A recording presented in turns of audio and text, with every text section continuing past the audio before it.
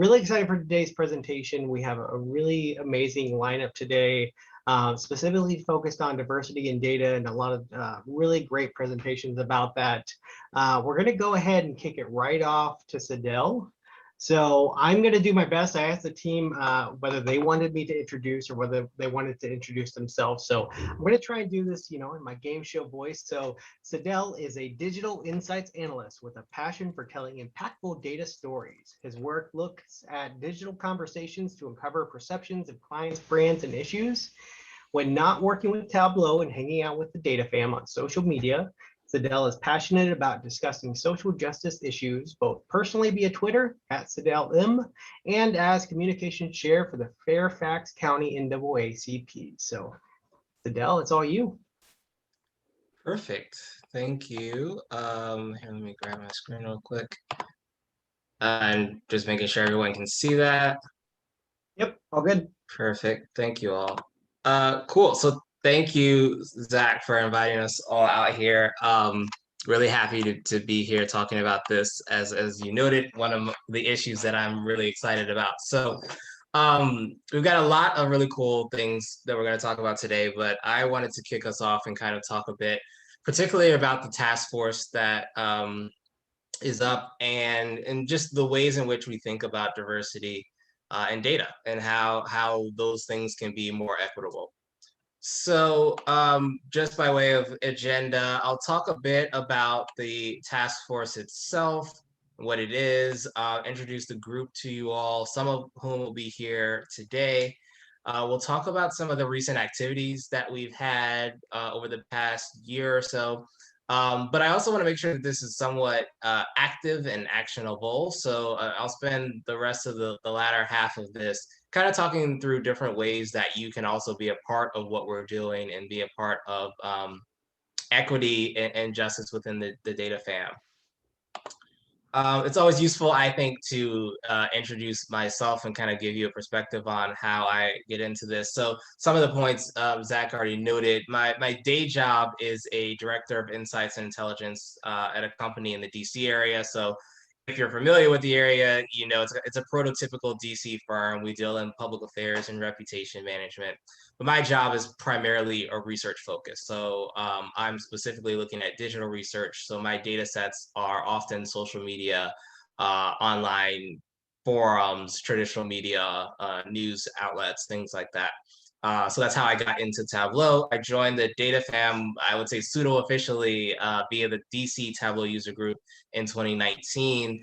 And really took a lot of the quarantine time to get even further into the community. So I was fortunate enough to be named a Tableau feature author. I actually started an analytics tug with Annabelle, who it's a global group. She is out of Zurich. And we talk about a lot of different things in analytics. And if you're interested, we have another meeting coming up in September, taking a bit of a summer break for those in Europe. But most importantly today, I'm a member of the Community Equity Task Force through Tableau. When I'm not talking about Tableau specifically or analytics, I'm most often talking about those three things: social justice, wine, UVA sports, sometimes in that order, sometimes in combination with each other. Zach noted the wine certification that I took last week. For those that care about the WSET program, that's what that was through. UVA sports has been pretty hot since the College World Series, and now some of our team members winning the NBA Finals. And then social justice is always something I'm talking about, as you noted, through my work here in Fairfax County. So I wanted to get at the task force and first kind of start in sort of a dictionary format. So looking at the three goals that we have, these are specifically from Tableau themselves. But I kind of put them in an order that I think A, it's what I find to be the most useful, but B, I think kind of in somewhat of a priority order. I think to me, the primary goal of this task force is to promote an inclusive and approachable community for all data users. So what we mean by that is no matter where you're from, no matter what you look like or any of those sorts of things, we look to make sure that however you want to join the data fam, however you want to join the analytics community, the data community, that it's easy and very approachable, and you feel like you can do whatever it is you'd like to do using data in this community. I think that's really important to me, and really important to everyone in the task force. Kind of a 1A to that, it's listed as number 2. I would consider more of a 1A, is removing the barriers so that all people can be successful in their Tableau journey. And I think that second half is really important, meaning successful and within the Tableau journey. So if you have aspirations to be a Tableau Zen master, or Tableau featured author, or ambassador, no matter what those things are, it shouldn't be dictated on where you work, or what part of the world you're in, or what you look like, or how much access you have to the internet. That none of those things should really matter. It should be more of a function of how much you want to be a part of the community, and how bad you want to eventually someday become a Zen master, an ambassador, or whatever you want to be. And so wherever we find barriers that we can eliminate, I think that's a big part of the task force, is starting to make those things more open. And we have lots of conversations on lots of the different Tableau initiatives, and making sure that those are things we can do. The last thing I think is still important, and that is making sure that we can provide somewhat of a bridge between the community itself and Tableau, and making very clear the commitment that Tableau has to equality, to equity, and being a place where everyone can explore data together. I am really excited about the fact that Tableau wanted to put a group like this together, and couldn't wait to be a part of it, because I think having a entity this large care this much about diversity and equity, I think is always an important first step. And then it's just a matter of how we can take that commitment and turn it into action, which is what I hope to do today and forever within this organization. So wanted to quickly show you the group as we have it right now. So you can see myself on the top left. Alan and Sekou will be speaking later, toward the middle and at the bottom. But our group, the thing I love most about our group is how diverse it is on a lot of different angles. So we've got, I mean, myself, I'm not an ambassador or a Zen master. We've got 4 Zen masters, and Sarah, Chantilly, Abby, Kendra. Many of you may know Josh, because I know he's in this area, and he actually connected us together. So appreciate him doing that. We've also got people all over the world, and Eugenia and Cineros and Swagat from all over in Europe and in Asia. And so what's great about this group is that it is, as diverse as I think we can make the community at large. So that I think is just exceptional. And I do want to take a quick 10 seconds to acknowledge that our group is 11, unfortunately, because we lost one of our members, Lakshmi, who was a very great contributor to our group, unfortunately passed away not too long ago. And so just wanted to acknowledge and be thankful for his time, because he was a great part of our community, and glad we were able to spend some time with him as well.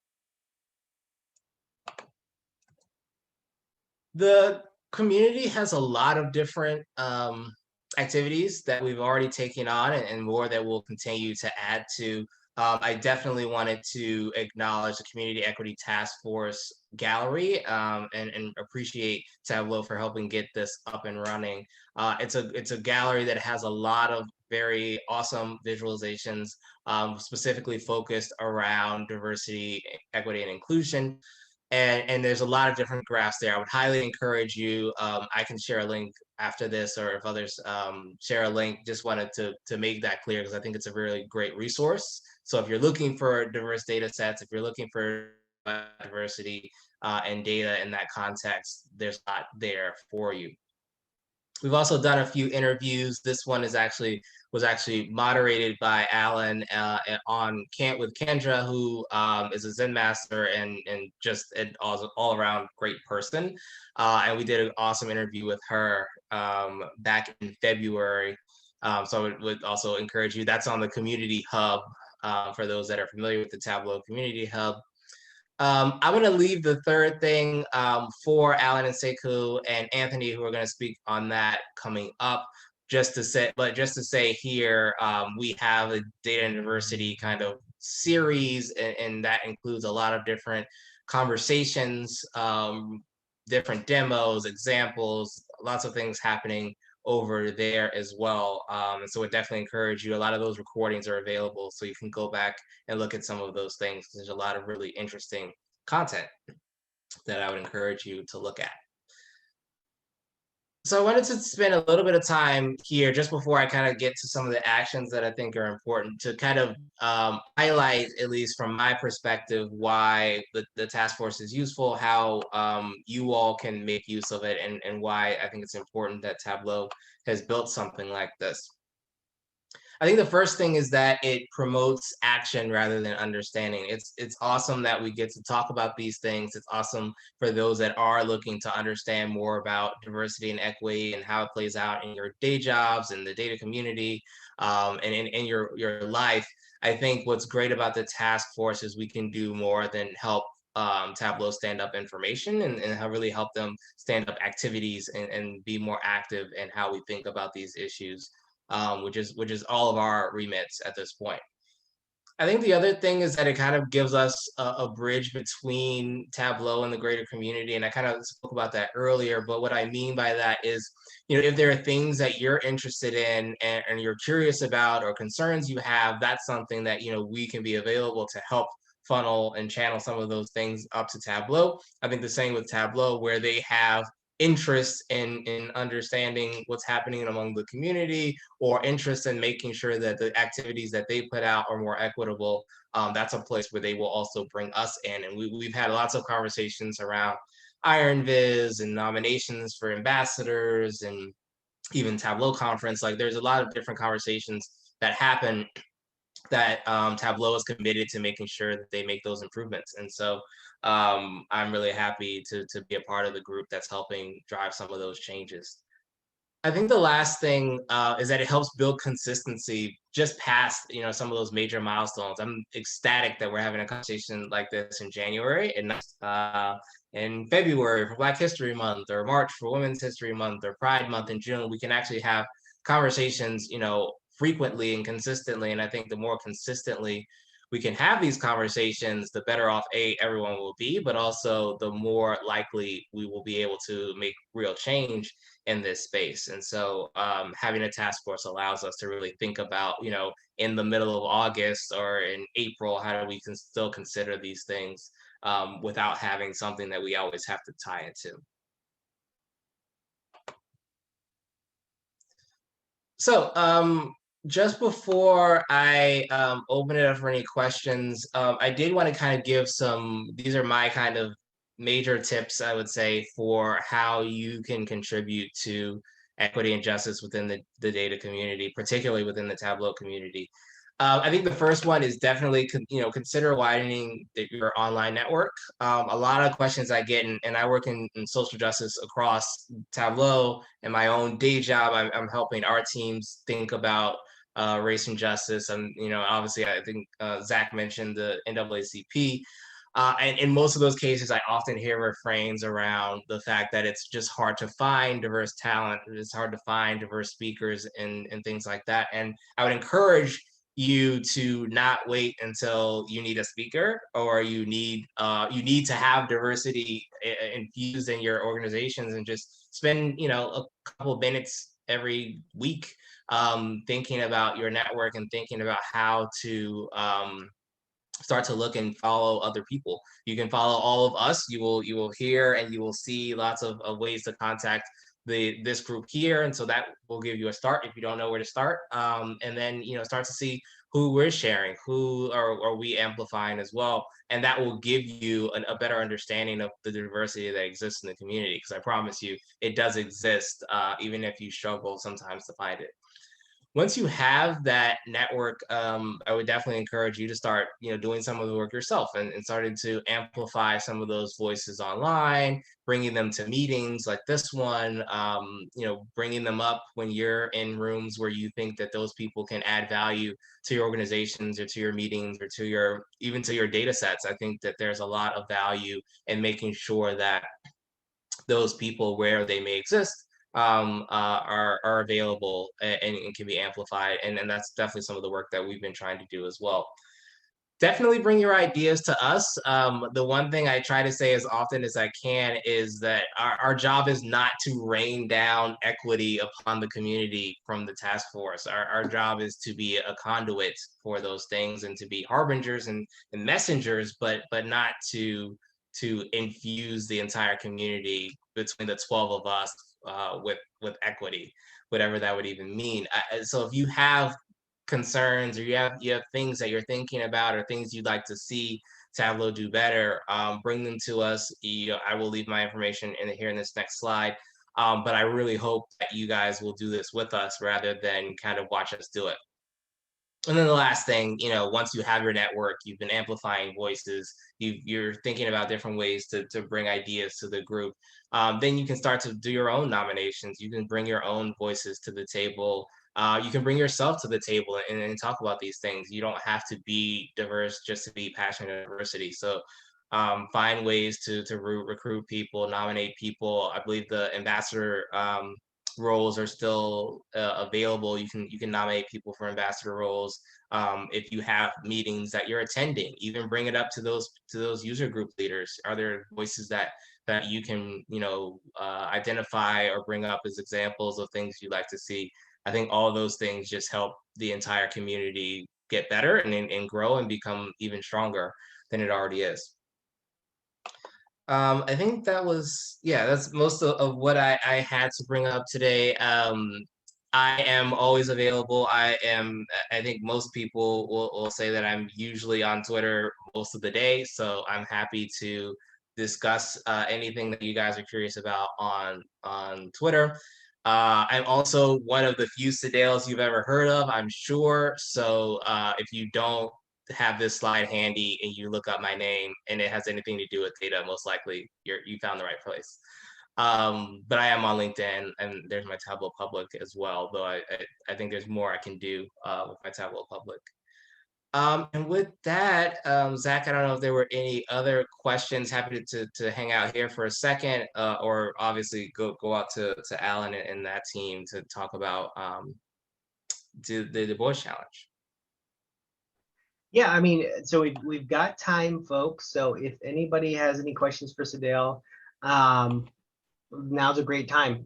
You could go ahead and put them in the chat, or you could even raise your hands and I'm happy to unmute you. Give it just a moment just to see. I think we'll also have kind of just everybody stick around at the end. We should have some time for some questions then if you think of something. I think there was a reminder in here that the ambassador nominations ended yesterday. So yeah, I just saw that. Sorry, y'all, but there's always next year. Anybody, any other questions? We'll give it just a second if you want to ping in there. Good to see all of our inspiring leaders. I agree. This is a really great group of people. And big fan of Autumn specifically. You gotta wait, it's not Autumn's turn yet. Awesome. All right. Well, like I said, Sedale, you'll be on for the rest of the session, right? So if we have some more questions pop up. Yeah, really quickly, and I think this was Autumn's question around the biggest challenge. I think in many ways our biggest challenge is the same challenge a lot of organizations that are trying to do this have, which is trying to identify the barriers that exist. I think the one thing that people often that don't do this work a lot kind of miss is that no one is it's not as overt. The biases that exist are not as overt as they may have felt before. So, well-meaning organizations could be completely anti, bias and discrimination and still do things that disadvantage certain populations. So I think, for us, I think one of the big things that we're still working through is identifying how do the processes for IronViz disadvantage people who may not be from the US or work at JPM or have these sorts of things that we just don't think about often enough. And then from there, I think we can make better inroads to those sorts of things.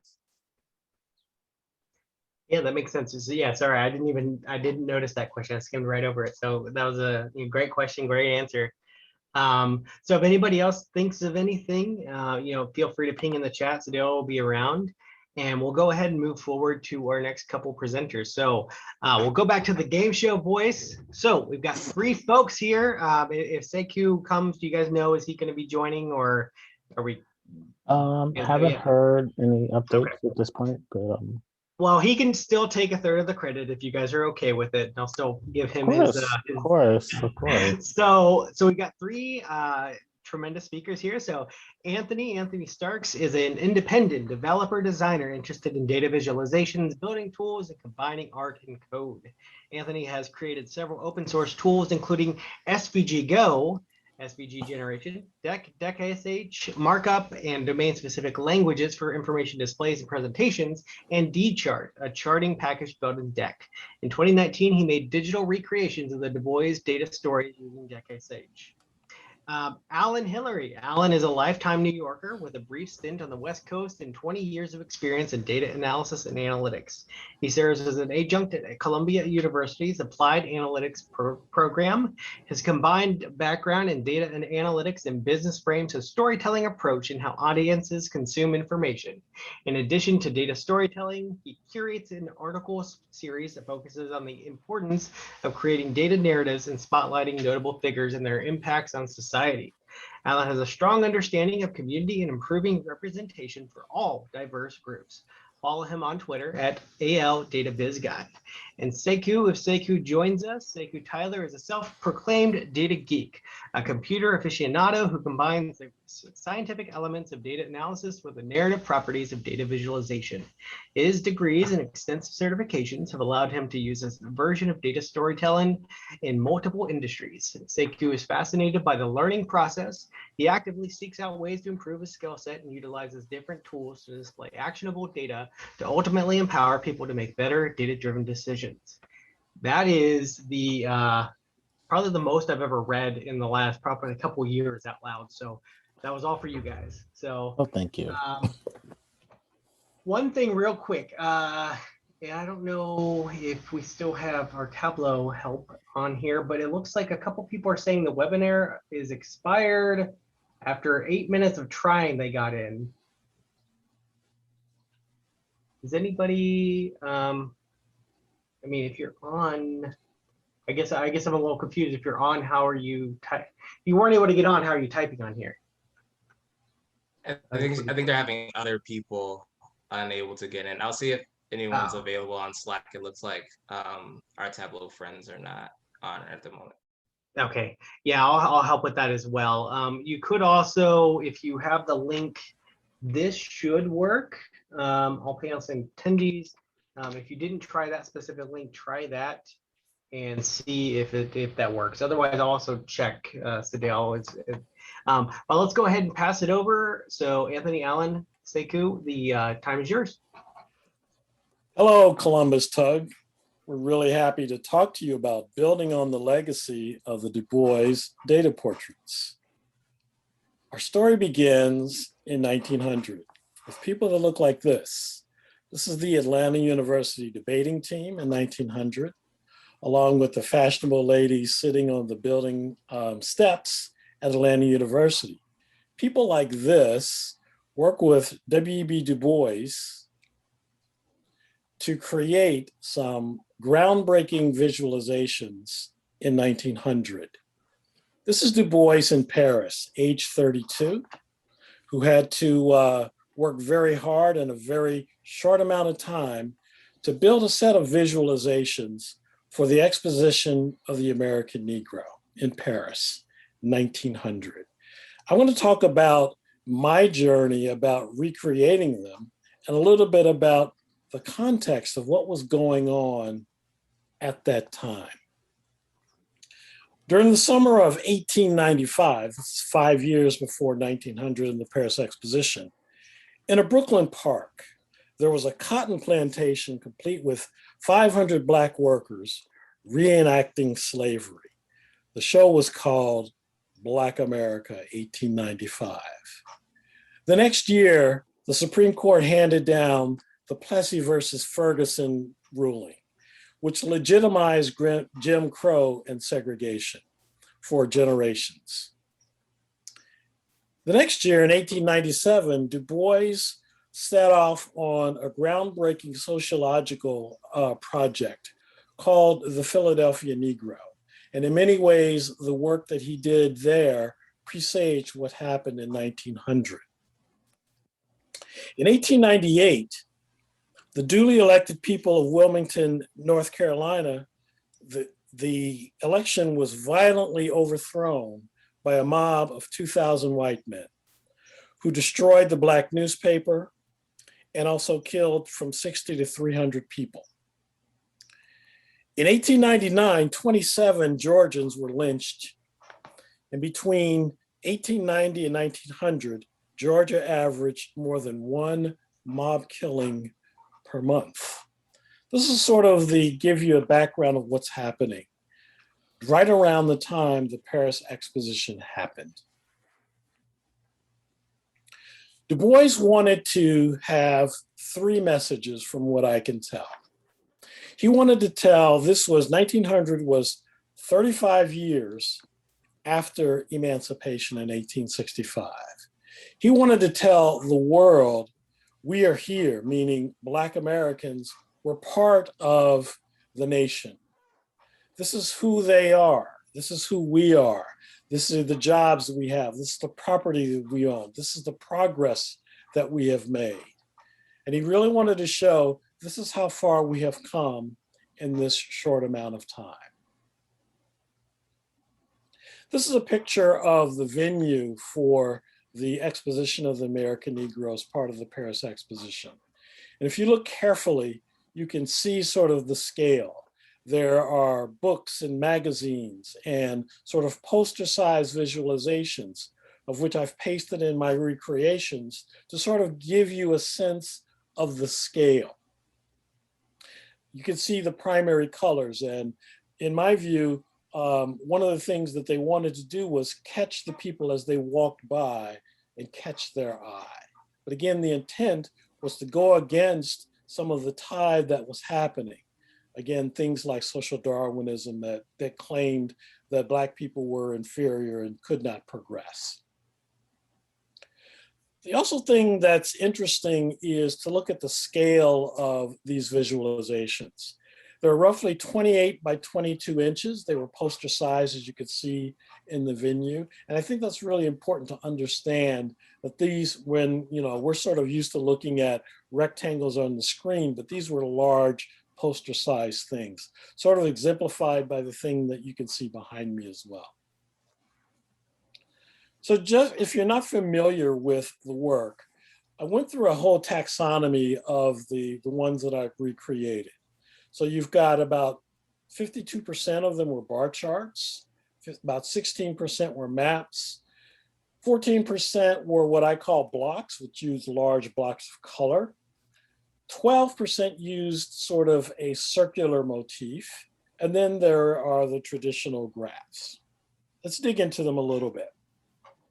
This is them all collected together, and you can see a wide variation of the bar charts, the kind that you would, create in Tableau, as you would see. But there's also some pretty interesting ones in that you've got the case where the data is wrapping around. That's kind of a hallmark of the visualization, where you're seeing the data sort of put together instead of you've got the stacked bar charts, but you also have the sort of combined chart as well. One that's also interesting to me is this one is talking about data in Georgia, where it also mimics the shape of the state of Georgia. There were many choropleth maps that were used, starting with the very first one in the sequence, which showed the transatlantic trade. This was the one where Du Bois' sort of tagline, the problem of the 20th century is the problem of the color line, is also quoted right here in this particular chart. So you'll see some populations, you'll see various work in the state of Georgia, which they sort of use as an exemplar of the state of Black America as well. Here's one around showing the migration. These are interesting as well because they put the Black nation, if you will, in the context of other nations around the world. Bear in mind that the Paris Exposition was an international exposition. And the idea was to show where Black Americans were in the context, not just of America, but in the larger world as well. The circular motifs are probably the best known for the Du Bois visualizations. You'll see a couple of versions of what we call now the Du Bois spiral. This one's talking about population. You've got another view here. The one again behind me is one of my favorite ones, which we call the fan chart. It's kind of a variation of the pie chart that you'll see today. And then here is a traditional pie chart as well. These are interesting, what I call blocks, which kind of show, again, using large blocks of primary colors. These were done in watercolors, if you will, back in the day. And these, again, my recreations. But they show and tell very powerful stories about how people were enslaved and then they moved to freedom. Things like literacy rate and so forth. And then finally, you have the traditional charts and graphs that you would see today, again, if you were making them in Tableau and so forth. There's a particular color palette in this work. And it was consistent, again, because I think they were constrained by the materials that they were using. You'll see, black, brown, and tan were used, for example, to denote skin color, but they use bold use of red, green, and blue. And you'll also see sort of presaged the red, green, and black of the Pan-African flag were here 20 years before that flag was actually adopted. So if you want to recreate these in your own work, here's a color palette for you to start with.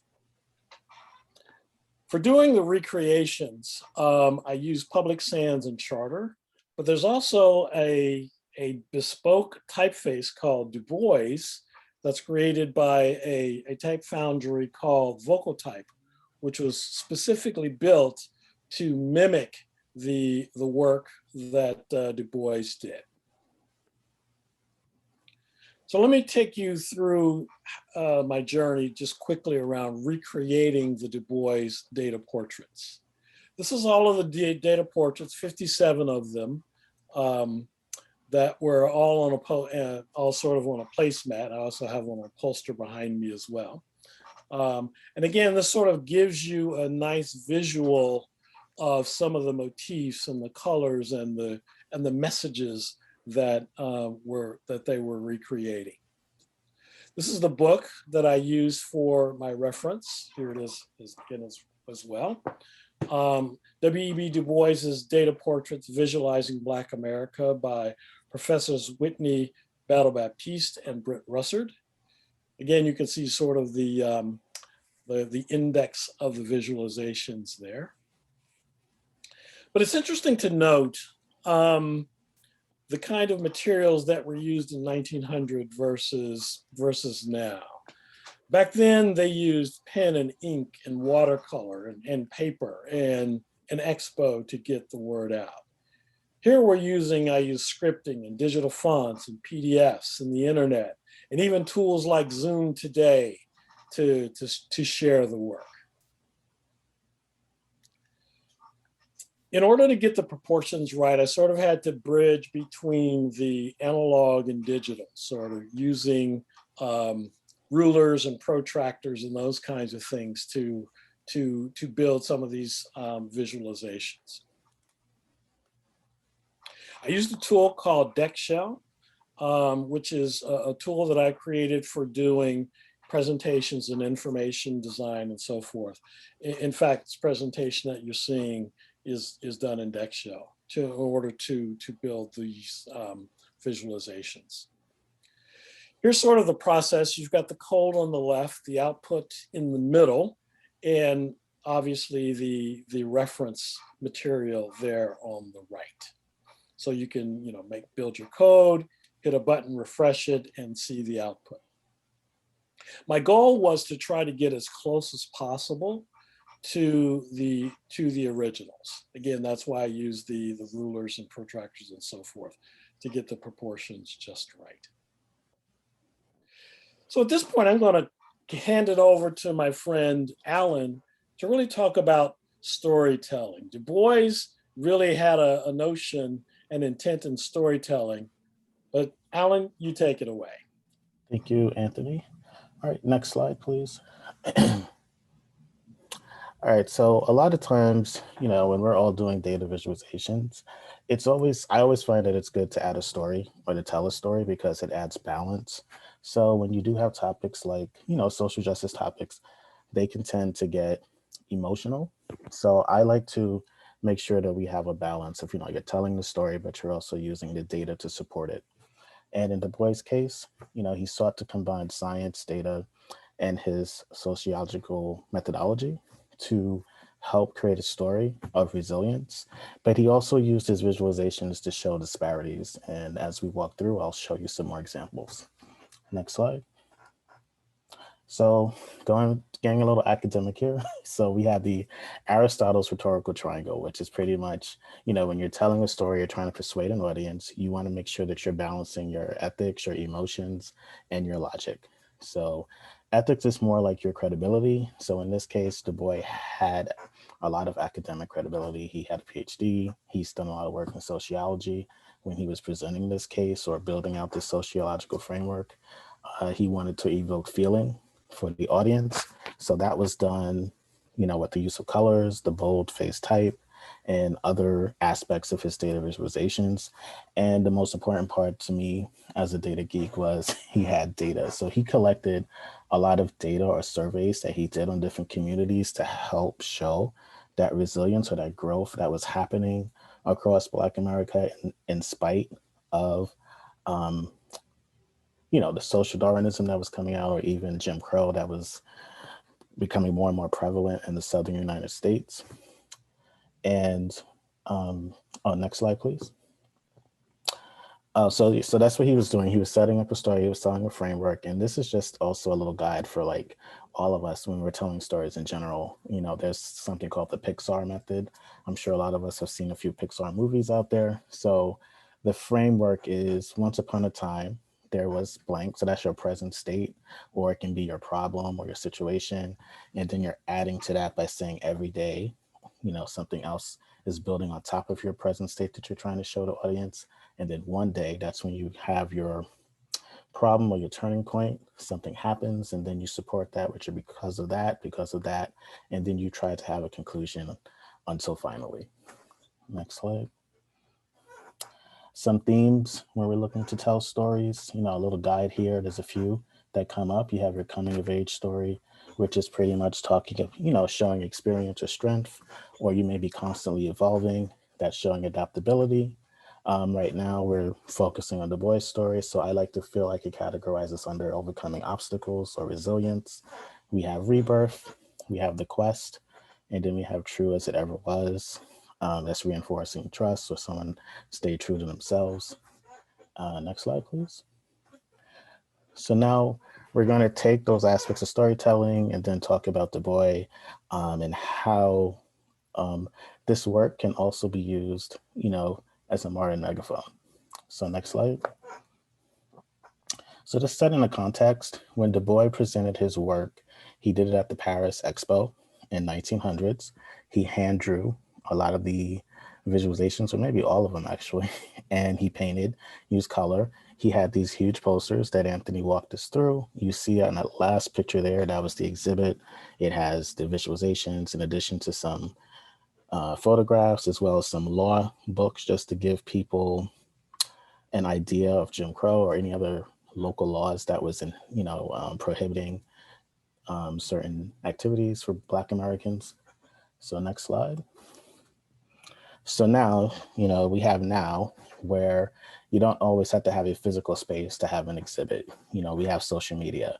And this message, let's just imagine we've actually did that with the Dubois challenge. We put Dubois' message across social media. It's been on Twitter, it's been on Instagram. We've had some help from people with YouTube, and we're on a Zoom call as we speak. So we've definitely covered all our bases. Next slide.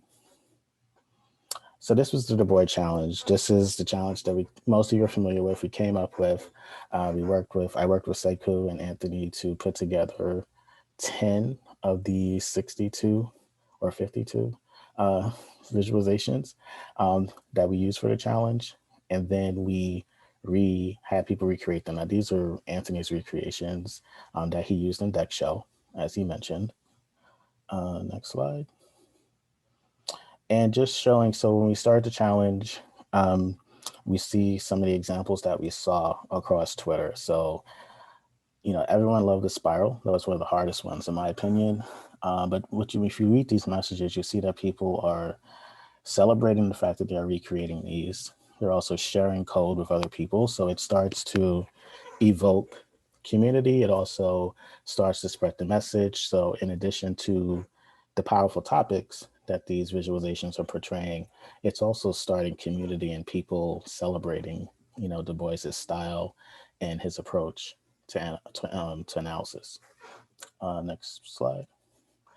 I like to use this one a lot because this came up in a conversation on Twitter recently. So a lot of times, I mentioned earlier that Du Bois used color. He also used this to try to show resilience, but also tried to show disparities. So there was a conversation that came up on Twitter about how sometimes when we're looking at racial data, it gets skewed or everything is not to scale just due to wide disparities that we have amongst racial groups. And this particular snapshot was totally out of scale. It had the 90% that was fitting on the screen, but if you scaled everything, all the bars, it should not have been filling there. So someone wanted to say, well, how do we portray that? And some people were coming up with ideas, and this is where I go back to the fact that Du Bois kind of came up with something to show those type of disparities, which is what you can see with the wraparound bar chart, because the wraparound bar chart is definitely telling you, okay, this is completely larger than the others. And then Mona Chalabi, she kind of had a Martin spin on it. She was using it to portray average voter wait times. So showing that across different groups, there was different disparities in how long it took people to vote. So I point this out because a lot of times, when we're talking about diversity in data, it's also, yes, you're using data to portray different diversity, but you can also celebrate different diverse people and artists that are putting together these type of work. So a lot of times we have our narratives about key data viz moments, and we hear about Playfair, then we jump right to Tufts. I mean, sometimes we are hearing Florence Nightingale more, but there was in between, I would say, Nightingale and Tufts, there was Du Bois. So it's so that's one way that we can start celebrating different approaches or different styles, making sure that we include, different people in the space. Next slide. Again, we're just showing some more examples of how the challenge progressed. We had a lot of different communities, the Data Fam community, the Tidy Tuesday community. We've also had some people who are not data people, they're more humanities people, but they were inspired by the fact that a lot of the work that they do in sociology or history they can start to leverage data. So that's also been encouraging some people who may not have traditionally been in a data world. Next slide. So most of us know Luke. So one way that that we saw celebration or sharing of knowledge was people doing how-to videos. So Luke has about 5 or 6 videos where he did some of the more complex Du Bois visualizations, and he has those on YouTube, and he walks people through how to create them. He's using the Superstore data with Tableau. So you have accessible data to work with, and you can create some of these visualizations that was, Du Bois style. Next slide rather. Okay, yeah, so this is an example of seeing the Du Bois visualizations on Instagram. So didn't get as much engagement, but for next year, maybe we'll try to push that channel a little bit more. Next slide. Yeah, so after the challenge went on, so the challenge started in February and it's been ongoing and some loosely ongoing. There was a 7-week official time frame, but it's still open to people who want to celebrate, recreate, take the style. But we wanted to show engagement. So I think around the end of May, we did from February to the end of May, and we just started looking at like how many tweets went across, how many unique users we had. We looked at the tweets over time, and there's also a list of the different tweets that went out, and you can look at their corresponding likes and retweets. But this was just to show like the engagement that we had, but it also, if you look at the far left map, that it was international reach. Like we've had people from here, you can see Brazil, Africa, Australia, China, Europe, that took part in this challenge. Next slide. And now Anthony's gonna take us more into contemporary data. One more thing I want to say before he starts is that, I know that with this topic of diversity, people are going to feel uncomfortable. So I know the one thing that Tableau has done is that they have an equity data hub, which is showing different issues in terms of how we can make society a little bit more equitable, or just showing where some of those shortcomings are. But the most important thing that's been done, Tableau partnered with the Urban Institute to create a Do Not Harm guide. So this guide is actually really good. It helps you to understand how you could be maybe inadvertently offending a group by the way you label them, name them, or you want to make sure when you are showing disparities that you do it in a way that's respectful. So I would encourage people to check out that guide. Just wanted to bring it up in a conversation. And then I'm going to let Anthony speak now on the contemporary data. Sure. So one of the things that when I was doing the work, I was trying to channel the people who were actually doing it. And the next step was, what would this data look like with contemporary data? So I've been working with data from 1900. And here's an example of using the same style, the fan chart that I talked about before. In this case, this is occupations. So it's interesting to use this and to see them side by side. So this is the data on the left from 1900. And you can see the categories are agriculture, fisheries and mining, manufacturing and mechanical industries, domestic and service, professions, trade, and transportation. But when I translate that today with data from the US Bureau of Labor Statistics, we have a different set of categories. But we can also break it down like Du Bois did in 1900. And you can see the proportions, how they change, how they're the same, going from 1900 to now. So, I probably don't need to tell this to the Tableau audience, but one of the things, if you want to start to recreate the work, is to really start with the question. Again, Du Bois had an intent in 1900. You should really think in terms of what's the intention? What are the things that you're trying to say? What's your message? So in this case, I just Googled, like most of us do now, what's the Black population by state in 2021? And then you can, grab the data. In many cases, they'll give you a CSV, which is nice. One of the things I also want to point out is in doing the recreations, where I could get the data, I have CSV files for that, so you can recreate it, you can remix it as you need to. So taking that same data, this is the relative Negro population of the states of the United States, again, from 1900. And then looking at it from what it looks like today, again, using the same kinds of same format and so forth. You'll see a couple of changes. You'll see Alaska and Hawaii are there. But you also see things shifting around a little bit in terms of the population. So I just want to leave you, again, as we're talking about diversity in data and so forth, just a couple of data places where you can get the data. For example, there's the Washington Post shooting database, and there's the link below. Or for climate change, there's the National Centers for Environmental Information, NOAA, talking about climate data as well. And I want to leave you with one point, okay?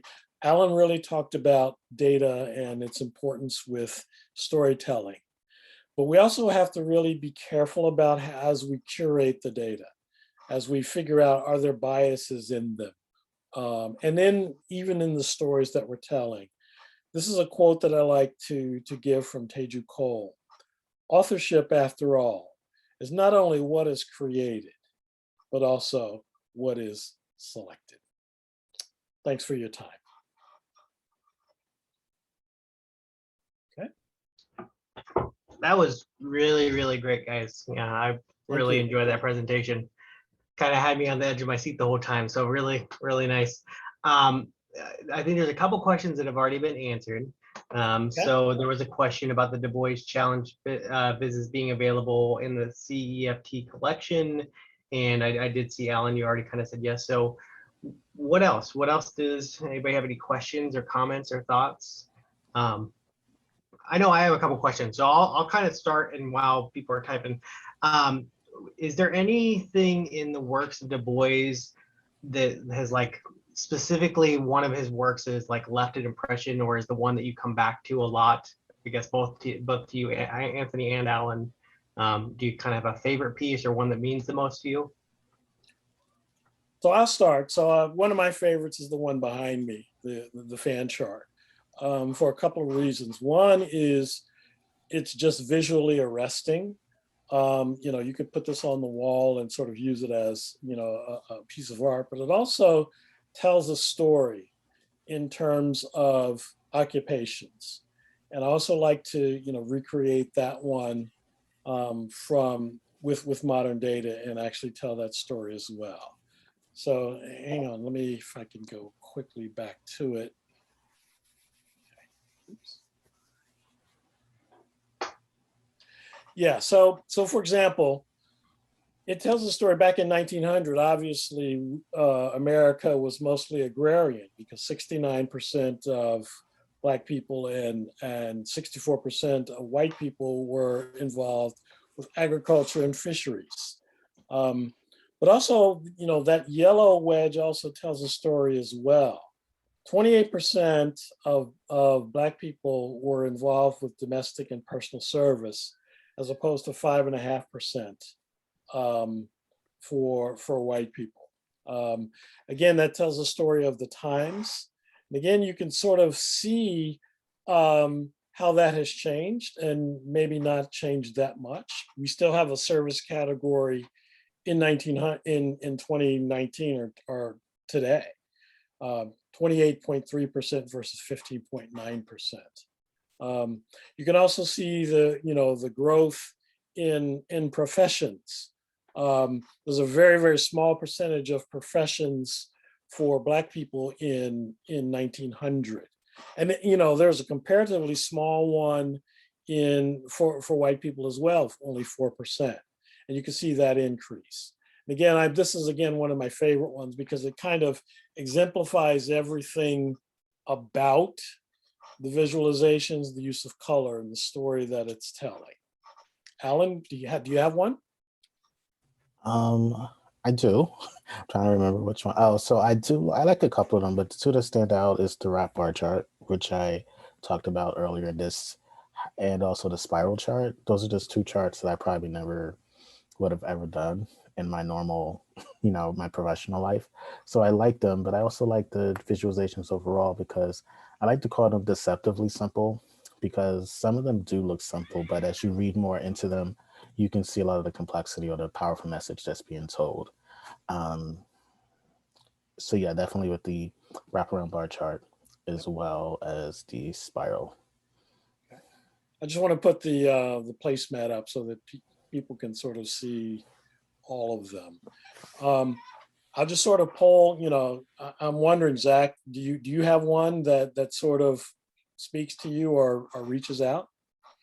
Yeah, I mean, the spiral chart, just right when you see it, it's Dubois. Like, that's the one that you like, that immediately makes you think of it. So it's just, yeah, I think that's so impactful, just when you see something and you know who it is. Like, some of the other ones, they're still definitely very much Dubois, but that one is just equal, like, you completely equate it in your mind that's Dubois. And I think the same thing you said, Alan. Like, if I hadn't seen it done that way, I never would have even thought to do it that way. I think that's one of the most interesting things, is that he just would do things in a bit of a different way. And it works. It works on these charts. So, Autumn, Sedale, I've seen both of you come off of video. You guys have a thought of your own? You have a favorite? Sure, I will. I was curious about you guys with this question that's in the chat, but to your point, I think, to me, that's why the wraparound chart to me struck me, is that it's a level of ingenuity that is used without technology. Like, this isn't 2020, we're seeing it in 2021. It's happening in a time where thinking creatively is really a more independent endeavor than now, where you have webinars and you have all these things. Like, I can create all these charts because Anthony's already created them. And I think for him to think about these things in different ways, somewhat independently, I think is really striking. Yeah, let me piggyback on that one. One of the messages when I'm giving this is, don't necessarily be constrained by your tools, but be bold. Yeah. Right. He had to kind of invent these, if you will. So, sort of go outside the box if you need to, in order to send your message. So yeah, that's really one of the takeaways for me as well. I think one of the other things that always draws me to his work is, I feel like, especially looking back that far, there wasn't a whole lot of color, but he definitely, everything was very strong, bold colors, which really just is one of the things that I think draws me into his work. And I'm sure, one of the, like you kind of said, Sedale, like, Anthony, like you mentioned that you had to use a protractor and actually get down and, like, figure out the dimensions and the angles and things like that. I'm sure that felt kind of cool to do things that way, right? Yeah, it was. Yeah. Yep. So we do have, like you said, Sedale, we do have a couple questions. So we gave everybody some time. So we've heard about initiatives that Tableau has sponsored or put together regarding diversity and inclusion, and that's great. But what can Tableau do better? Where do they need to improve, and how can the general Tableau community help them improve those areas? And I'll say that's honestly for all of you. So, I mean, is there any thoughts on that? Yeah, I mean, from my perspective, and I will say out loud, I do not work at Tableau. I'm not representing them. This is Sedale's opinion. I think in some cases they can be a prisoner of their own design. I think that they have done a great job with developing all of these programs, Iron Viz and Tableau ambassadors and data dev and Zen Masters and Tableau Conference. And I think what that's done from a inclusion perspective is it's created a lot of places for a small group of people to have a very large impact on the community. And I think one of the things that we are trying to do is help open up those boxes, if you will, those sections of the community, and make them more open to lots of other people that haven't done it before.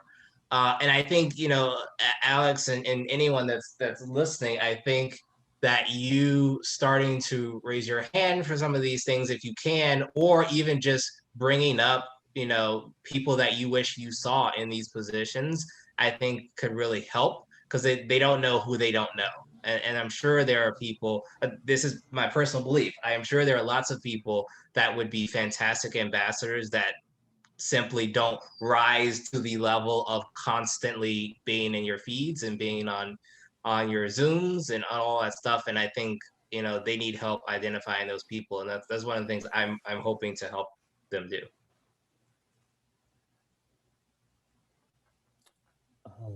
Yeah, I would just add to that. Yeah, I would just add that, you know, what the Tableau community could probably help is kind of piggybacking off of what Sedale said, amplification, you know, just, you know, calling out, so not calling them out, like calling them out, but at the same time, just when you like something or maybe you share it, something that they're sharing like in a Tableau public, or, you know, just bringing them up in conversation on Twitter and things of that nature. DataFam is very, what's the word, verbal or vocal on Twitter, so conversational. So definitely bringing up stuff there and just saying, hey, you know, I like so and so's data viz, or just share some of their tweets if they're tweeting. So I would just say what the community could do is probably just amplify it.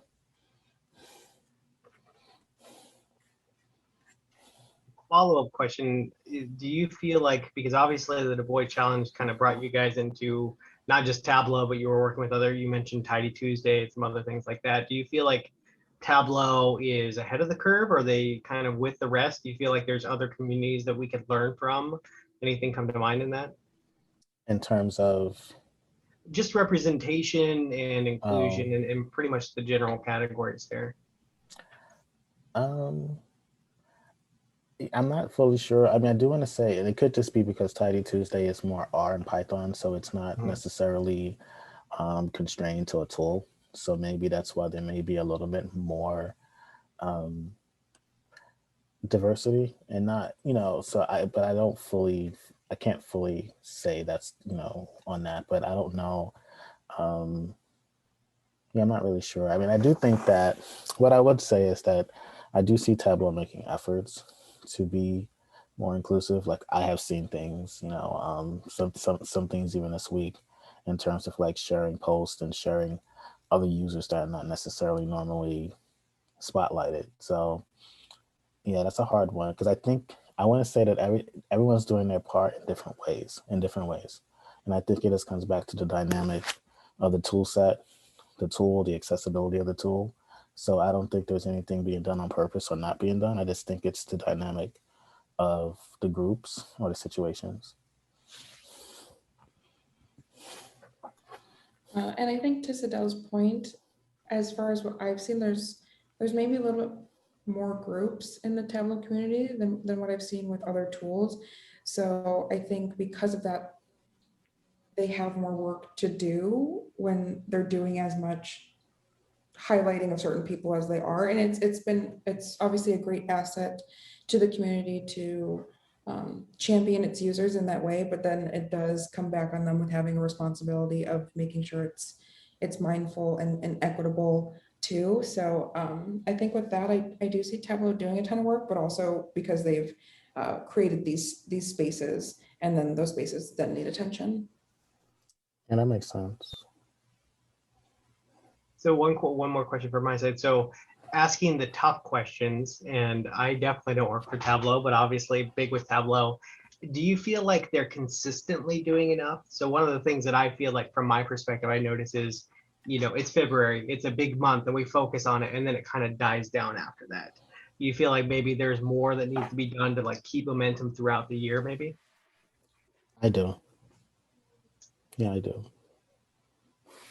Yeah, I mean, I think I would lead with what Autumn said and then go directly into Alan's pretty immediate yes, which is, I mean, they're also trying to turn a Titanic, right? Like there's so many things they need to be doing more consistently, inside and outside of diversity and inclusion. I mean, even, you know, I think everybody's gearing up for Tableau conference in a few months, and who knows how many people they probably have to devote to make that thing work, that they probably just don't. I mean, the amount of things they have to accomplish, I think, can be tough.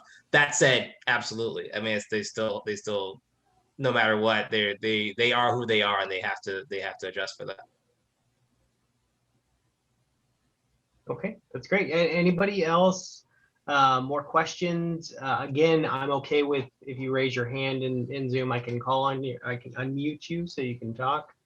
We'll give it just a minute to see if there's any other questions before we pass it over to Autumn. And as a reminder, I think we'll probably, Autumn, have some time. I think yours is, you expect about 30 minutes. So we should 25 minutes at the end if you guys think of other questions that you have for the group here. I'm not seeing anything. So Autumn, I think it's your turn. Let me go ahead and do one last introduction. So Autumn is a Tableau developer, 2020 Tableau public featured author, and diversity and data co-lead. She has a background in communications and social sciences with an emphasis in psychology and enjoys helping build awareness around social issues. She also has a passion for all the things entertainment, which led her to serve in an analytics capacity at the Walt Disney Company for the beginning of her career, which is still very badass in my eyes. So Autumn, it's all you.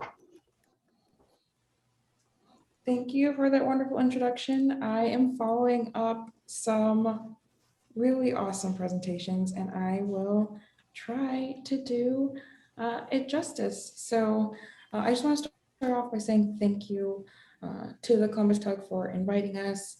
I am honored to be here to be able to speak about this and to be speaking after some people I really look up to. Also, I think going straight off of what we were just having a conversation about, I feel really grateful to the community for the way that they've supported this initiative, which I'll start talking about in a minute here, but it is on the newer side. It was founded by myself and Eve Thomas just at the beginning of this year. And I'm gonna be honest and transparent. I was very nervous about it because I've always been a person who's sort of been behind things like this, and it's not popular in all spaces, and not everybody likes it, but I couldn't have been more grateful for the response that we got. So for everyone on here, if you've participated or even liked a viz that has come out of this, you know, it really means a lot to us. So here's a little bit about what I'll be talking about today. We'll talk about Eve and myself, the initiative that is diversity in data, why we made it, how you guys can participate. I'm going to touch a little bit on my work specifically in regards to things about diversity, talk about what we've done with this initiative, and then talk about what's coming up. So about us. Zach did an absolute wonderful job introducing me with his lovely game show host voice.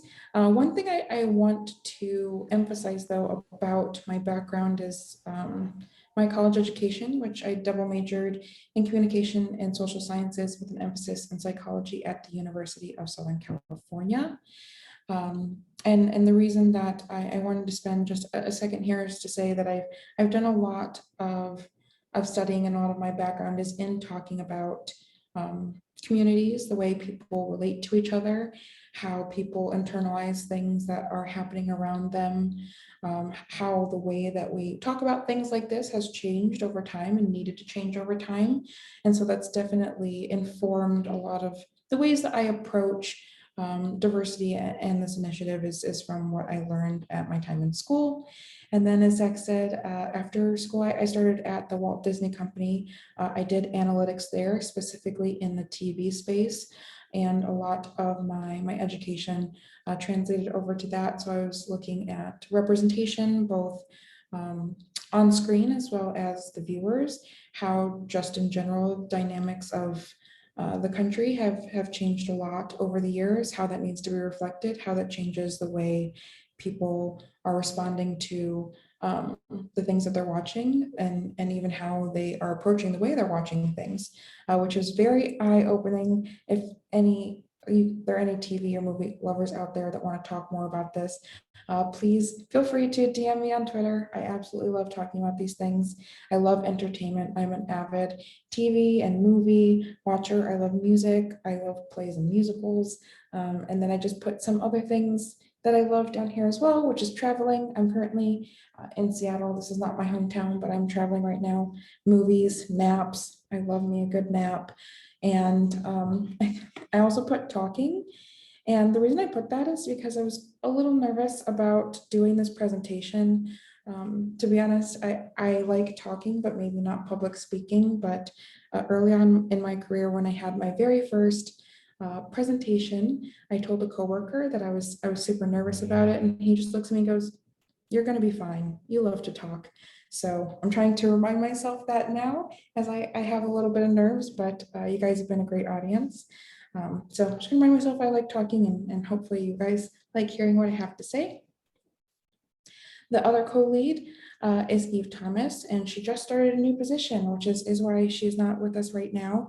But her background is in HR, and she also co-leads Visit Educate, which is another really, really great initiative in my opinion. So about the initiative, what is it? What is diversity in data? It is a monthly challenge, and we put out data sets, normally a few ones that are a little bit on the smaller side at the beginning of every month, talking about issues around diversity and equity, and specifically looking at marginalized groups. One thing that I do want to say, which I will also highlight a little bit later, is in addition to talking about some of the hardships that these groups face, we do want to make sure that we're also highlighting some of the wins as well. So it's not just all about the struggles. We also want to make sure that we're elevating stories where there have been good for these groups, and making sure that that's circulated just as much as we talk about the things that can be improved. Also, we did this because we want to broaden perspectives, and we thought a long time about how to name it. So we decided to go with diversity in data, because the real reason behind it is we want to diversify the data that people are looking at, the data people are working with, but we also want to diversify people's definition of the word diversity. I think one thing that is hard, I had asked Sedale earlier what he thinks the biggest challenge with the task force is right now. One thing I think in general that I hope to see improve across platforms, industries, companies, is just what people are thinking about when they talk about the word diversity. I think for a lot of people go straight to thinking about gender and race next, but one thing that we will definitely be starting to highlight a lot more at the back half of this year is it means a lot more than that. It means equality across the board. So talking about sexuality and disability, age and mental health and things like that as well. And I think it's important to be mindful about those definitions when we're calling things diverse, and making sure that definition of diversity doesn't exclude people, and that it actually talks about equitability across the board. And so why did this come together? The first reason is because we wanted to help educate people on some of the issues. I believe someone said it earlier on this call, but a lot of companies and people, they don't know what they don't know. And a lot of biases and maybe even issues just come out of a place of ignorance almost, or lack of knowledge or lack of exposure. So we wanted to be able to create a space where we're telling people possibly issues that are new to them, or like I said, wins that are new to them, things they aren't aware about. And we hope that at the end of it, it helps possibly change the way people do things, or the way they interact with each other, the way people think, and help make obviously a nicer place for us all to be in. And I think one really difficult thing when it comes to topics like this is they make people uncomfortable, unfortunately, but not talking about them doesn't make them go away, and it doesn't fix anything. So I wanted to say this earlier when Alex Dixon had asked his question about what the community can do. And I think a really important thing to keep in mind is it's okay to be vulnerable. It's okay to be wrong. It's okay to not know things. And I think all of those are better than not trying. So if there's something on your mind in regards to these, and you're worried about saying it, just as long as you approach it respectfully, I would say just try and start that conversation. I think you'll be better for it. I think everyone else will be better for it. And be open to hearing other people's perspectives and things like that. But I guess a really big why that I maybe left off the slide is to create conversations and to let people feel more comfortable talking about them, because we're not going to be able to address or change any of these things if we can't even sit down and have a conversation about them. So the how can you participate? This has been the most popular way that people have contributed is through Tableau. Obviously, Eve and myself are both very active in the Tableau community, and we love to see the way that everyone has visualized some of these data sets through that. But one thing I really want to emphasize is whatever, speaks to you from your heart, whatever way that makes most sense to you, even if it's not visualizing anything at all, if you just want to tweet about it, have a conversation about it, have a question about it, that's more than enough. So I put two things here. One is from Luke Stanky, where he, in a tweet, visualized one of our first data sets. And it was simple, but it was still really impactful. And then another thing I put on here is a drawing. I actually did that drawing up there. One of our first data sets was about microaggressions in the workplace. And as an African-American woman, one thing that I've had said to me a lot is comments about the way my hair looks naturally, and it's caused me not to feel comfortable looking that way and being my authentic self in those spaces. And so I drew a picture of a woman with her hair natural around that specific stat. It had wonderful reception. I, again, was really nervous about putting that out there, but people were really gracious about it and told wonderful stories themselves. And actually not long after that, I posted a picture of myself with my natural hair on Twitter, which might not seem like a big thing to a lot of people, but I'm 26 years old, and that I think is the only picture of me with natural hair past the age of maybe like 10 that exists on the internet. It's something that I've never really felt comfortable about because of things that have been said to me in the past. And I wasn't even sure if I was going to mention that on this call, but if I'm asking you guys to be vulnerable and have uncomfortable conversations so we can make change, then I need to walk the walk if I'm going to talk the talk. So yes, I posted a picture of my natural hair for the first time ever, and part of that was because of the first data set that we had that led me to draw the picture and then the response. So I know that's really small. The world definitely has bigger things that it needs to get through, but something that I wanted to share, that it is the little things, if we can change even one person's life, if one person feels more comfortable doing something or having a conversation, or if someone says, oh, I didn't know that, thank you for telling me, that is, worth its weight in gold. And then another thing about the how, really, we put out the data sets because we want to make having these conversations more accessible to people who may not necessarily be comfortable having them or don't even know where to start. But if there's something on your mind that you want to visualize, please put it out there and tag us. We'd love to help circulate it and help you have conversations about it. And also with this, if there's something that you would like us to feature as a monthly data set, please send it our way. We've actually done several that way, and it's been really great. But we're just two people. We know what we know and experience what we experience, but we know that there's a lot of things out there to be covered. So if there's anything you want, please either DM the Diversity and Data Twitter account, so it has its own Twitter account, or you can DM Eve or myself.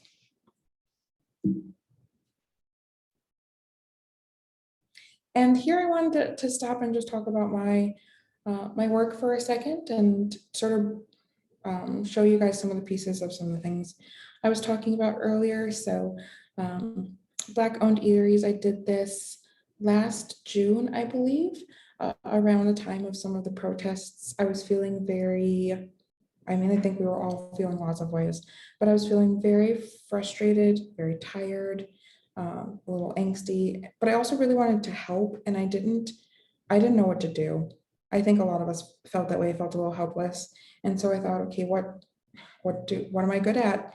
And I'd like to think I'm at least semi-decent at data visualization. So I made this. I got together almost 3,000 establishments across the US, Black-owned establishments, food and drink and things like that, and made a map of it where you can go find places near you for food that you like to go help support these businesses. So I had a similar mentality towards this as I did towards this initiative, which is it took a very, very, very long time, but I just thought if one person buys one meal from one of these places that they wouldn't have before, then all the work would have been worth it.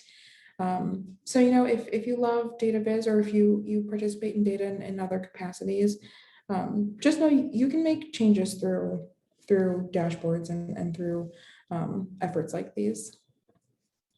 This other one came about in a little bit of a strange way. So I'd wanted to do a timeline of some of the most influential people in history, to just show that different people that you might not think about, their lives actually overlapped. And I was doing a lot of Googling. I Googled famous people, significant people, important people, influential people, using all of those different words. And I looked through list after list, and so few of the people there were women. And so I made this visualization showing over the last 1,000 years, some of the most influential people, how few of them were women. And I think this also speaks to the need to elevate some of these stories. It's that, you know, some people's stories just don't get told, unfortunately. And so we're trying really hard to help combat that. This next one, it was about Ben and Jerry's. So Ben and Jerry's spoke up a lot last summer about social injustice, which I really appreciated, because it's, as I said before, it can be pretty unpopular to talk about these things. And a lot of companies are worried about profit more than anything else, but not Ben and Jerry's, especially if you've seen recent news. So in this video, I talked about some of the things that they had done. And then I also have a little quiz if you want to find a Ben and Jerry's flavor for you. This I thought about again while Alan was speaking earlier, but someone on the internet had intentionally, I would say, portrayed data incorrectly to help support his own point. And it was about hate crimes towards the Muslim community around the time of 9/11. And he misused the data in a way to sort of belittle the severity of what happened during that time. And so I made this to talk about both what had happened actually, if you interpreted the data mindfully, but also just to remind people this type of data is very sensitive, and to look deeper into what you're working with, how you're talking about it, what you're comparing things to. And actually, when you download this data set, they do have a lot of disclaimers about that person either did not read or did not think were important. So this was both to bring more light to this particular topic, but also talk about the mindfulness that's sort of required when handling these types of subjects. Diversity in film. This is a long one, and I have since updated it. To date, this is easily the most time that I've ever spent working on a viz. I looked at the top 20 films of every year over the past decade, which ended up being 196 films because there were some that repeated years. And I looked at the directors, the writers, and the top 5 billed cast for each of those films, and looked at both their race and ethnicity as well as their gender. And I don't know if you can see sort of this bubble part here, but there were significantly more people who are white working on these movies than people of color. I do also talk about how it's gotten better over time, but one of the responses that I had gotten when I put this out was, oh, I never really realized that. And again, it speaks to more about this initiative, and that sometimes it's just an awareness issue. And if people aren't aware of the problem, then no one's going to work to try to fix it.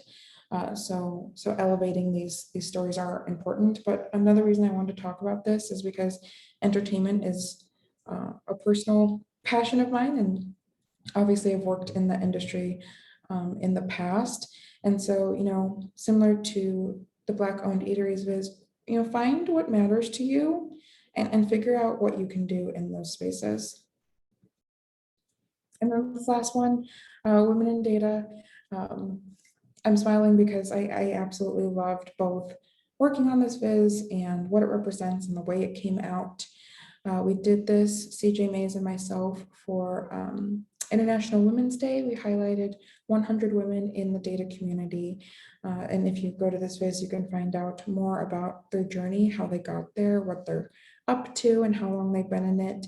And I am happy to land on this one because, like I said previously, you know, we also want to talk about the gaps. We want to talk about the spaces where efforts can be made, but we also want to talk about the wonderful things. And I feel, I mean, over the moon about the fact that there are so many smart, talented, powerful, ambitious women in the community who are doing such great work that I have to look up to and who are also so supportive. I don't think I could be, you know, sitting at this table having this conversation without a lot of them. And that definitely makes me feel really good about the work that I do in the community I'm in.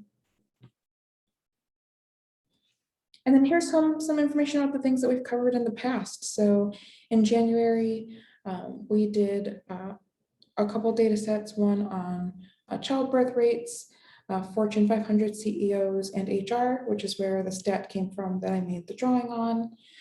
In February, for Black History Month, we focused on Black achievements, but also unemployment rates in the US, especially over the past year of the pandemic. In March, we did a collaboration with Project Health Viz and Sports Viz Sunday, looking at adaptive sports. April and May, we did a collaboration with with Iron Quest on diversity entertainment, which was right up my alley, and I was super excited about and excited to see the way people interpreted that. And then in June, we focused on Pride. July, we did take some time off. Eve just started a new job. I am currently what I will call on the road, but we are very excited for what the rest of the year has in store. Also, being newer, it gave us a lot of time to reflect on how things have gone so far and what we want to do going forward. And with that, what now?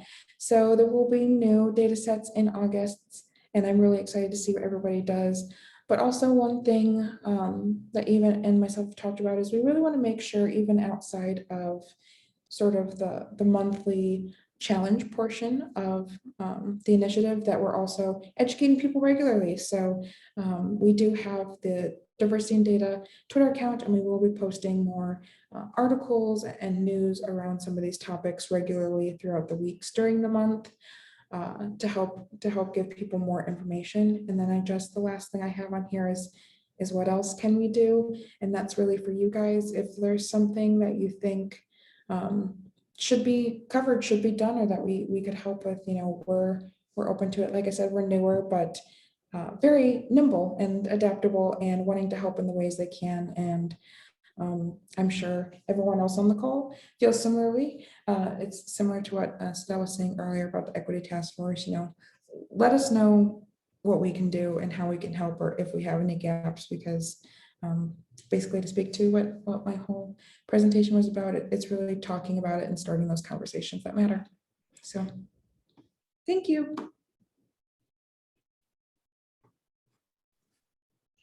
That was great. Just everybody was just killing it today. These are great presentations, folks. So yeah, there were a couple of business that I didn't see that you'd done, Autumn. So I'm excited to dig into those. So what questions do we have? So we've got kind of 30 minutes. We've got everybody still here. You know, this is kind of, Spencer's got your back there, Autumn, if you see that. If anybody has any questions, thoughts, comments, anything, we've got a full 30 minutes here for any of that. Anthony has one. Yes. So how can I use you guys or collaborate with you guys to help curate data because sort of one of my goals is to take a lot of visualizations that were done in 1900 and move them to modern data. I've done a few, 3 or 4, but I'm wondering what your group can do to help facilitate curating some of the data to help do the recreations with modern data. We would absolutely, I don't know if you could tell I'm excited. I don't have a good poker face. Me We would neither. absolutely, absolutely love to help with that. I mean, a whole month. We're more than willing to make a whole month about it. I will be a little, I'll show a little bit behind the curtain. We plan mainly a month at a time, just because we want to leave space for things that come up. Honestly, we want to make sure that it's relevant. But with that said, we definitely have space to plan something like that. Oh my goodness, I will absolutely reach out because You're seeing the magic work right on the call here, folks. right? That would be also, nice. You know, I'd like to have sort of a long-term repository. Again, I like to use GitHub. It's sort of the perfect place for that, so that other people can pull that data and use it as well. So, yep. Yeah, one place I might be able to help. So I have the specialty in scraping and API work and anything. So Anthony, you probably don't need much help with that. But if there's anything that I can ever do to help get some data from some sites, I'd love to help out. Perfect. Thanks. yeah, I also lift up, and this might even work between Autumn, your team, and Anthony, is a comment that was made, and I'm not going to butcher your name because we're still recording. But I think the prepping data, that team, I think Kate Brown's on it and some other folks, that could be also a cool way, depending on the kinds of data, I think, to integrate in what you're doing. I think that was a really smart idea. Yep. Awesome. What else? Anybody, any questions? Anybody, like Anthony had a thought, question amongst the 5 of you or 4 of you? Any questions there?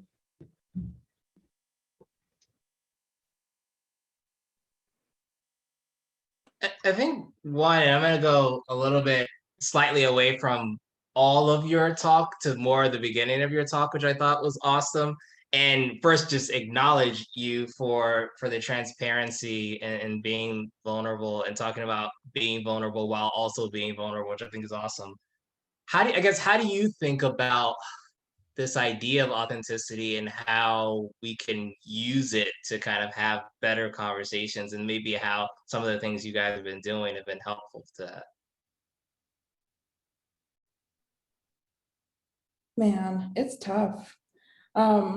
I think one thing I've been having conversations about with the people in my life, with a lot of the things that have happened in this past year, especially, is being vocal and being vulnerable and being transparent, while also protecting our mental and emotional health and not constantly reliving and unpacking trauma, which is very hard. And it's something that I think was on my mind too when I had asked you about the biggest challenges, because one thing that's hard about being authentic is it's exhausting. It's really tiring to talk about feeling devalued and disrespected and misunderstood all the time. But at the same time, a lot of people are standing up and saying, hey, I'm trying to learn and I don't know what to do. So I often feel an internal struggle about how do I help and how do I take care of myself at the same time, which is, I think, something that everyone's going to have a conversation with themselves about when they do things like this. So it's hard. And even I was talking earlier about biases and being mindful. I have to check my own sometimes. I mean, I am a woman and a person of color, but I don't know everything about this, and I have to make sure. I mean, I do a lot of research about, am I using the right terminology? Am I being respectful? Do I know the history behind this? Am I asking questions? Is fine. There's no such thing as a bad question, but am I asking informed questions? Did I try to do some of the learning on my own? So I don't think I answered any of your question at all. So I'm just going to circle back to my first response, which it's really hard. It's really hard. There are so many things to consider, which is why I'm so happy all of us are doing the work that we're doing, and everyone who joined as well, because it takes a village. It's not easy to make change, to have these conversations and things like that. So yeah, being authentic is hard. Being honest is hard. Being respectful is not hard, but gathering knowledge can definitely take time. So yeah, I don't know if anyone in the Well, chat. yeah, it's definitely, I mean, it's definitely a balance of what Autumn is saying. And I think also in terms of making sure your expectations, like you're not trying to change the world, you're trying to inform it. And you leave the data out there, let the data speak for itself. And you also pick topics that are everyday to people. Like you don't have to necessarily go, I mean, you should, educate people on some of the more pervasive things, but you can also just start with like I like that Autumn does the whole diversity in film. Like, that's something that's a general topic that everyone can see that, oh, when I'm watching the movie, maybe everyone's not being represented. There was a data viz that came out about the Marvel universe. And, it just wasn't someone saying, oh, there's not enough diversity. They actually showed how certain movies performed better, like the more diverse ones. Actually, Black Panther in this case was one of the highest grossing movies. So it wasn't just someone complaining about the lack of diversity. They were also showing that they were showing it through different facets of their visualization. They used things like revenue and also just taking data from how many actors or characters had lines in the movie. So it wasn't just someone just complaining about a problem, but they were also laying it out. So I think it takes a lot of balance, and also personally you have to protect yourself as well, or just put something out there, take a step back, or just let other people decide. Like you're not going to change the world, but if we do enough work, a person can't say they didn't know, eventually, because it's out there. So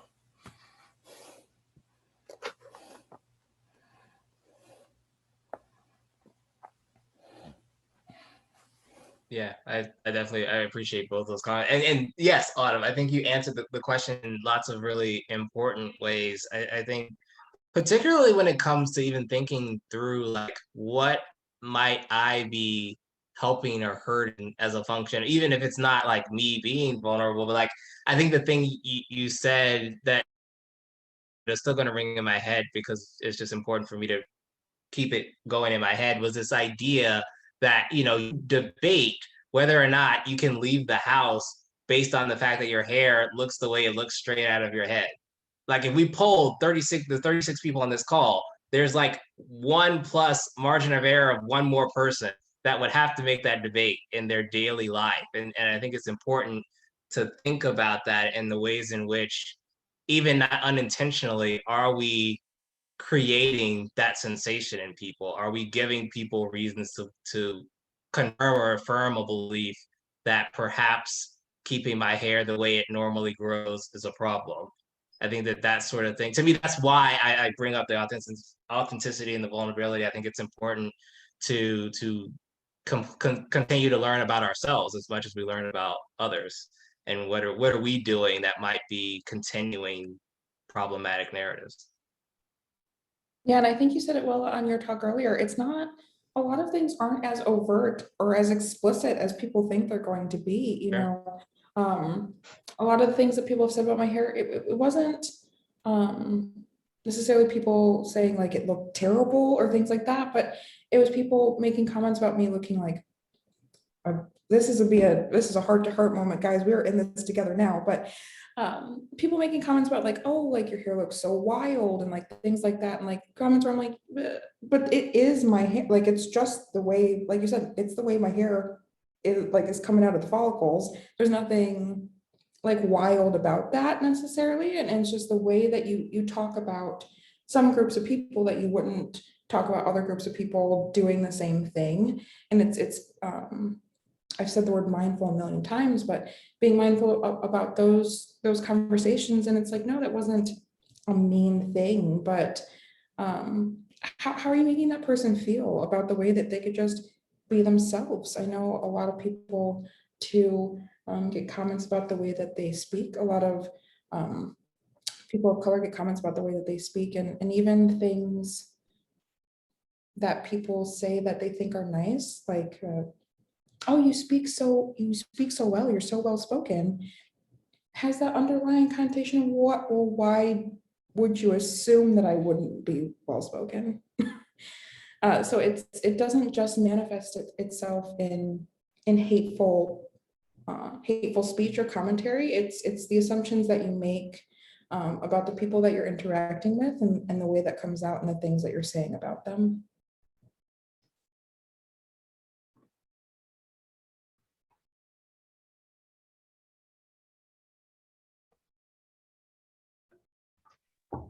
So this was really great conversation. Anybody have any other questions or thoughts to focus along?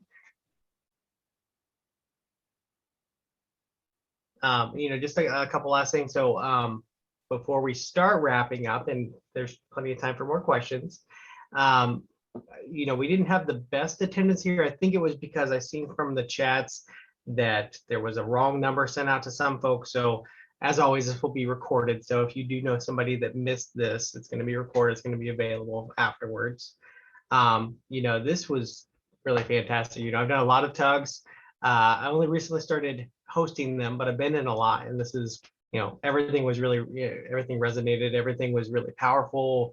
Everybody spoke well. Like these were great presentations. Everything about it just was great. One of the things that I noticed, just even the fact that you guys I don't know that you guys have presented together, except obviously, Alan, Anthony, you've done it together, but the fact you guys were just like having each other's backs in the chat, just talking about all the things that jumped out at you at the presentations, like this just felt like you guys have done this a million times together. It was this was awesome.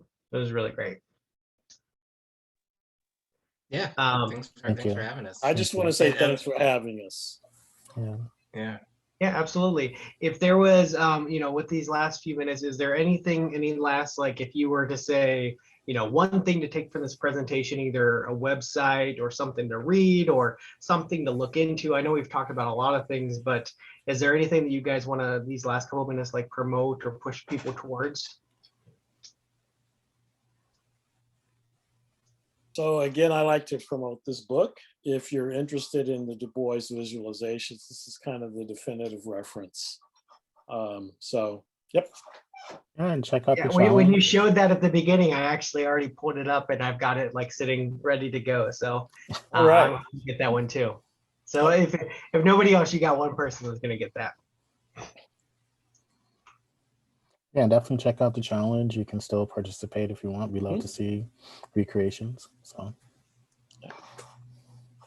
yeah, I'd promote again the gallery. I think it's a great resource. I think there's a lot of Autumn's, one of Autumn's is up there. I think Alan's got some stuff up there. I think I've got some stuff up there. And so it's a really cool place that we've really brought together a lot of really interesting resources. Also find us on Twitter. I think, as much as I think I'd love for you guys to bookmark some of these resources, we're always happy to have conversations as well, just like one-on-one. So down to chat there as well. Yeah, why don't you guys, if you don't mind, throw your Twitter handles back in the chat just so we've got them like at the top of everybody's list.